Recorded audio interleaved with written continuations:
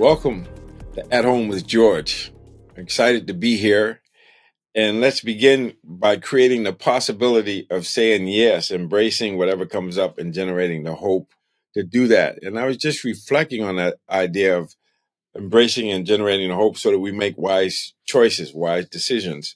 And this idea is going to require something to do that. And so I wanted to go a little bit deeper in that and say, well, what do I mean by wise decision? And so, what I mean by a wise decision is making a choice that's in alignment with our intention, what we say we want to do. But in order to do that, we have to have a well defined outcome of what it is we're attempting to do. And so, I'm reminded of the fact that when I wrote The Mindful Athlete, it's coming up on 10 years. It took me 20 years to write that book. And the interesting thing is, I had embraced the fact that it would take me 20 years and I keep going and I keep going and keep going. And it wasn't until I had a situation where, because my intention is always around forgetting myself to find myself in service. How can I help others? So I couldn't write the book for me. But what happened was I had a situation where it dawned on me that by writing a book, it would help a lot of people. And once that happened, to forget myself, then I was able to write the book. And it's interesting because it was part of a 60-minute thing on mindfulness or whatever. And I was being interviewed with some other people about the value of mindfulness.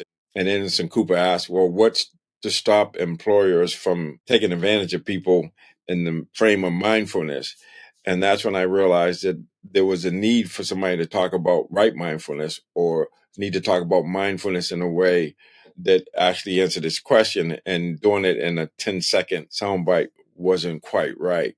And it's interesting because reflecting on it now, and it makes a lot of sense that for me, being a service, making a difference is more important than me trying to self promotion or whatever that is. And I think that a lot of us are like that. We want to connect with something greater than ourselves. And so when I talk about each week saying yes to it, because there's an opportunity there when we say yes to it, even though it's uncomfortable. It could be a simple thing like being in traffic, and instead of rushing to get home, like I did today, I just paused and there was a space where I could allow this car to go in. There was a woman in the car. And I do that a lot. And sometimes I do that and the people just drive and look at you like, what took you so long? But in this case, the woman waved to me, and it was a feeling a connection.